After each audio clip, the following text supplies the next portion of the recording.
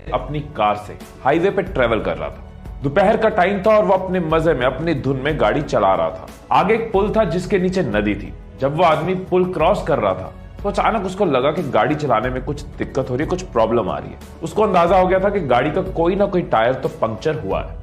उसने उसी वक्त गाड़ी साइड पे लगाई, उतर के देखा कि लेफ्ट साइड का पीछे वाला टायर पंक्चर हो गया। अब वो बंदा थोड़ा परेशान कि इतनी तेज धूप में मुझे टायर बदलना पड़ेगा। खैर जो भी कर लो, टायर तो चेंज करना ही पड़ेगा। उसने गाड़ी में से जैक निकाला, जैक को फिट किया, उसके बाद टायर के बोल्ट्स खोले और उनको एक साथ साइड में रख दिया। अब वो टायर को निकालने लगा। उसने जोर लगाया, झटके से पीछे खींचा। इसी दौरान उसका पाँव बोल्ट्स पे लगा और चारों बोल्ट नदी में गिर गए। अब वो बंदा भयंकर वाला परेशान, टेंशन में, स्ट्रेस में। अब क्या होगा?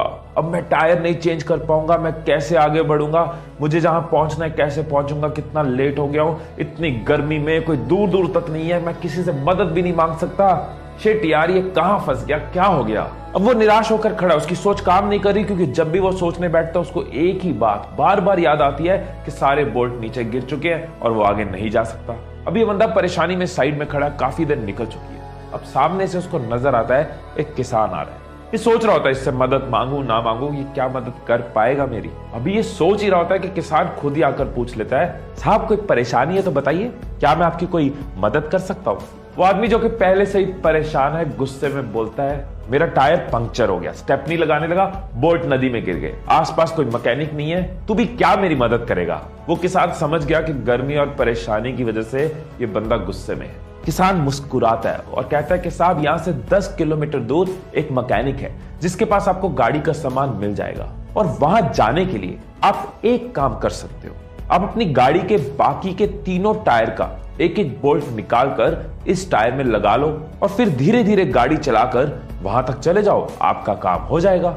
वो आदमी हैरान रह गया, उसका गुस्सा एकदम शांत हो गया। कहता, भाई साहब, जिस प्रॉब्लम से मैं आधे घंटे से जूझ रहा था, इसने कितनी आसानी से उसका सोल्यूशन दे दिया।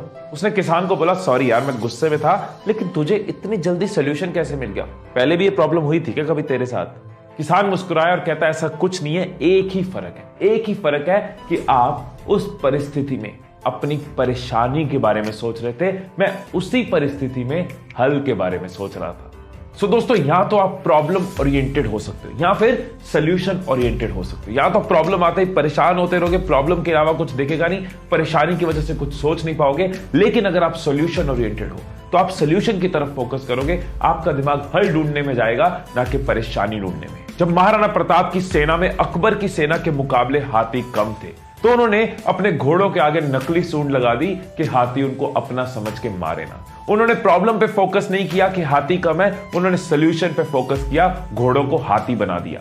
धीरूभाई अंबानी ने अपने फाइनेंशियल स्टेटस को, अपनी माली हालत को प्रॉब्लम नहीं माना। उन्होंने पकौड़े बेचे, यमन में जाके जॉब करी, कुछ भी किया, आगे बढ़ते रहे, क्योंकि वो सोल्यूशन ओरिएंटेड थे, प्रॉब्लम सोच के रुक नहीं गए, बैठ नहीं गए। महात्मा गांधी, भगत सिंह, चंद्रशेखर आजाद, सुभाष चंद्र बोस और ऐसे कई नाम, इन लोगों ने प्रॉब्लम पे फोकस नहीं किया, हम तो गुलाम है, हम तो स्लेव है, गुलामी में रहना पड़ेगा। इन्होंने सोल्यूशन पे फोकस किया कि कैसे देश को आजाद कर सकते हैं। एक और नाम जो मैं आपको बताना चाहूंगा, जिसकी आवाज मैं अभी से सुन पा रहा हूं, वो है तुम। तुम्हारी आवाज कि तुम प्रॉब्लम ओरिएंटेड नहीं, सोल्यूशन ओरिएंटेड हो। आज से सोल्यूशन ओरिएंटेड हो।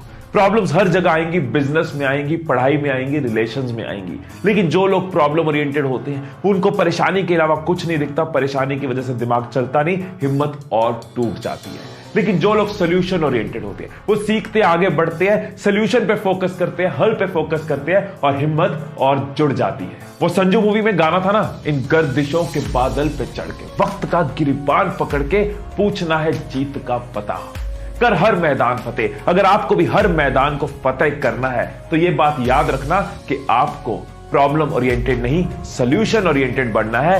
हिम्मत तोड़नी नहीं, हिम्मत बढ़ानी है। हर बार फोकस सोल्यूशन पे करना है, प्रॉब्लम की वजह से रुकना नहीं। Stay blessed, stay inspired and I love you all.